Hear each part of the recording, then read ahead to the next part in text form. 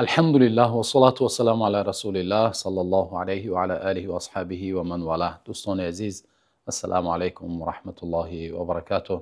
علیکم شما را به برنامه سوال جواب خوش آمدید میگویم و از الله تعالی دعا میکنیم که الله تعالی این ماه مبارک را برای ما و شما ماه پرفیض و پربرکات بگرداند و روزه و طاعت و عبادت های ما و شما را به درگاه بی‌نیاز خود قبول فرمایند. خب دوستان عزیز، یک چند سالها وابسته به روزه و ماه شریف رمضان آمده است. انشاءالله به این سوالها جواب میگردانیم. یکی از دوستان میپرسند که استاد سوالم ضروری است، لطفاً جواب دهید. برای زن حامله 2 ماهه باشد، حملش خیلی نازک، کمی مشکل است، یعنی باید 3 مرتبه دارو نوشد و خوراک های ویتامین دار بخورد به گفت دکتران، چون که خطر افتانیدن جنین است. روزه نگیرم گناهکار میشوم؟ انشاءالله امید از الله است که جواب عمیق میدهید. الله سبحانه و تعالی آن جنینی که در بطن دارید الله تعالی فرزند پربرکات بگرداند و فرزند صالح بگرداند. دعا میکنیم و البته در دین مبین اسلام الله سبحانه و تعالی چنانه که مهربان است مشقت را از ما و شما برداشته است و علما آن نفری که زن حامله است و زنی که فرزندی که شیر میخورد، فرزند خرد دارد، علما آن را به بیمار قیاس کردند و چنانه که الله سبحانه و تعالی در سوره بقره فرموده است و من کان مریضا او علی سفر فعدة من ایام اخر یرید الله بكم اليسر ولا یرید بكم العسر. سوره بقره آیه 185 الله میفرماید و هر کی بیمار یا در سفر باشد از شما به مقدار همون روزهایی که روزه نمیگیرد، یعنی از این معلوم میشود که برای بیمار در وقت بیماریش و برای مسافر در وقت سفر بودنش روزه گرفتن فرض یا واجب نیست. الله میگوید فعدة من ایام اخر، روزهای دیگری را روزه بگیرد. بعد اونی که شفا مییابد و بعد اونی که مسافر از سفر برمیگردد میتواند در دیگر روزها روزه بگیرد و الله تعالی برایتون آسانی میخواهد. من برای شما میگوید آسانی میخواهم ولا یرید بكم العسر، و الله سبحانه و تعالی هرگز برای ما و شما دشواری نمیخواهد. من برای شما دشواری نمیخواهم میگوید الله سبحانه و تعالی.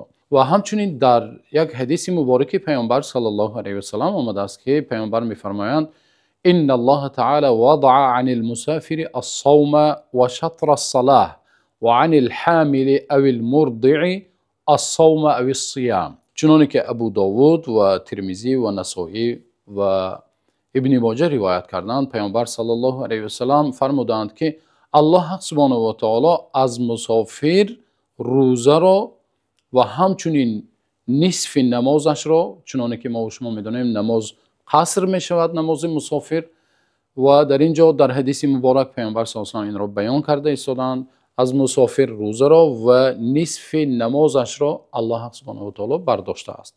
و همچنین از حامله، زن حامله و همچنین از زنی که فرزند شیرخوار دارد روزه را الله سبحانه و تعالی برداشته است. بنابراین میگوییم که خواهر عزیز، مادامی که دکتران اگر گویند که به شما یا به جنینی که در بطن شما هست روزه گرفتنتان ضرر بیاورد، شما میتوانید روزتان را خورید و در روزهای دیگر بعد آنی که تولد میکنید و بعد آنی که این وزنینی ها از شما میرود شما میتوانید روزه را در دیگر روزها بدارید. خب میگذاریم به سوال دیگر. میگویند که داملا خوردن تخم مغازه در ماه مبارک درست است؟ خب دوستان عزیز، چنانی که ما هر بار تاکید میکنیم، شاید بعضا سوالها برای شما عجیب و غریب تابد، ولی صحابگان هم نیز از پیامبر صلی الله علیه و سلم هر صحابه می آمد هر نمون سوالی که می داشت از پیامبر صلی الله علیه و سلم میپرسید و پیامبر صلی الله علیه و سلم برایش جواب میدادند. بنابراین شاید این سوال برای بعضی نفرها عجیب و غریب تابد، ولی دوستمون پرسیده اند و جواباً بر این سوالشون میگویم که البته برادر عزیز، اولش این که مسلمان هم در رمضان و هم بیرون از رمضان همیشه پایبند طعام حلال باشد و آن چیزی که بیرون از رمضان مکروه است خوردنش یا حرام است در ماه شریف رمضان هم همچنین حرام یا مکروه است. و بنابراین خوردن آن تخم هایی که در مغازه ها میفروشند یا تخم هایی که از فابریکه های مرغ پروری، اگر شما مغازه گفته همان را در نظر داشته باشید، البته مباح است، حلال است. الله سبحانه و تعالی چیزهای پاک را، چیزهای طیبات را برای ما و شما حلال گردانیده است. اصل در همه چیزها، الاصل فی الاشیاء الاباحه، اصل در همه چیزها این مباح است، حلال است و این یک نعمت پروردگار است که الله سبحانه و تعالی برای ما و شما داده است و باکی ندارد. اما شاید بعضی نفرها گمان کنند که آن طعامی که برای مرغها در همون فابریکه های مرغ پروری داده می شود شاید طعام حرام باشد، شاید طعامی باشد که نجاست باشد.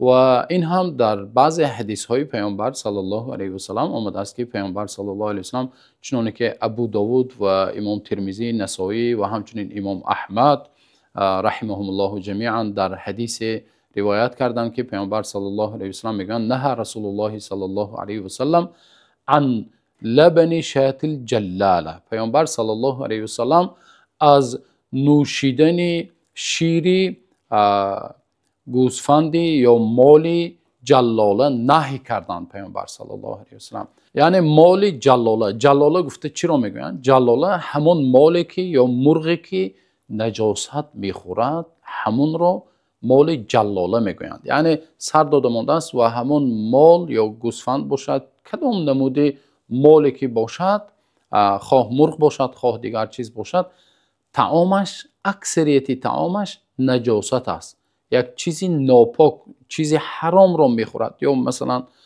اعزكم الله اخلاطش را میخورد. اکثریت طعامش یا تمام طعامش چی است؟ طعام حرام است. پیامبر صلی الله علیه و سلم از استفاده بردن شیرش یا تخمش یا گوشت چنین مالها پیامبر صلی الله علیه و سلم نهی کردند. بنابراین بعضی از اهل علم حرام گفتند و بعضی از اهل علم گفتند مکروه گفتند.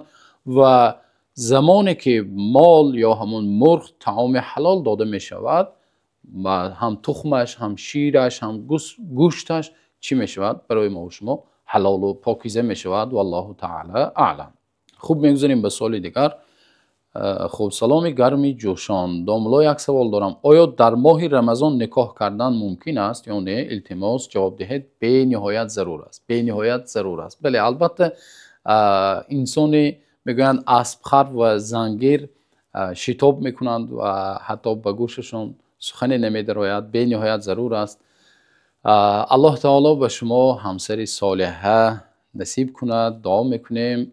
برادر عزیز، دوست عزیز، پیامبر صلی الله علیه و سلم البته این ماه مبارک رمضان ماه طاعت و عبادت است و ازدواج کردن در اصل یگان باکی ندارد. یعنی نکاح شما اگر که فرضاً نکاح کردید، نکاحتان نکاحی درست است و یگان اشکال ندارد، ولی این ماه طاعت و عبادت است. و همچنین پیامبر صلی الله علیه و سلم چنانه که از مادرمان عایشه رضی الله عنها روایت شده است که میگویند زوجنی النبی صلی الله علیه و سلم فی شوال و بنا بی فی شوال فای نسائه کان احظى عنده منی. عایشه مادرمان میگویند که پیامبر صلی الله علیه و سلم مرا در ماه شوال به نکاح خود درآوردند، ازدواج کردند. و ماه شوال چنانه که ما و شما میدونیم بعد از ماه رمضان است و همچنین پیامبر صلی الله علیه و سلم به من در ماه شوال در آمدند میگویند. و همچنین عایشه میگویند که کانت عایشه تستحب ان تدخل نساءها فی شوال. همچنین عایشه همون دخترانی که جناشون بود، همون دخترانی که خشتبارشون بود دوست می داشتند که در ماه شوال ازدواج کنند، به شوهر دهند. مادرمان عایشه دوست می داشتند همین را.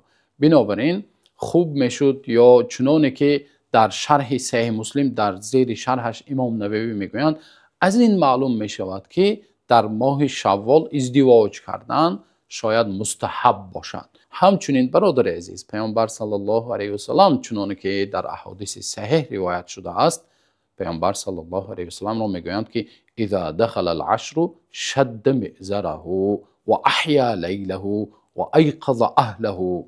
چنانه که این مادرمان عایشه رضی الله عنها روایت کردند، میگویند دهه آخر میدر اومد، دهه آخری رمضان وقتی میدر اومد، پیامبر صلی الله علیه و سلم ازارشون رو یعنی میانشون رو سخت مستحکم میبستند. یعنی این دلالت میکند پیامبر صلی الله علیه و سلم از معاشرت، از علاقه جنسی پیامبر صلی الله علیه و سلم خودداری میکردند و احیا لیله، شبها رو شب زنده داری میکردند و همچنین اهل و عائلهشون رو بیدار میکردند تا اینکه طاعت و عبادت کنند و این فرصت غنیمت است. چیکار میکردند؟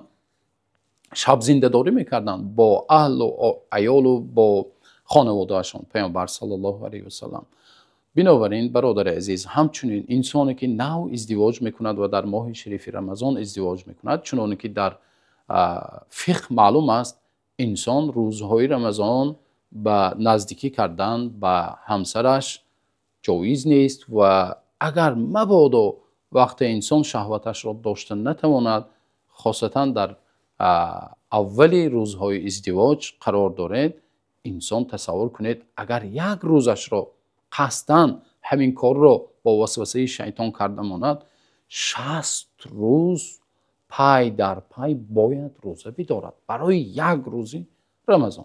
بنابراین خوب میشد که شما باز یک ماه دیگر منتظر شوید و در ماه شوال، چنانه که پیامبر صلی الله علیه و سلم با مادرمان عایشه رضی الله عنها در ماه شوال ازدواج کردند، زواج خود را در ماه شوال بگیرید. الله سبحانه و تعالی بین شما و همسر عزیزتان رحمات و برکات خود را نازل فرموده، چنانه که در این دنیا جمع میکند در آخرت نیز الله سبحانه و تعالی به نیکی جمع نماید. و با همین قدر اکتفا میکنیم دوستان عزیز، تا نوار آینده. الله نگهبانتان باشد.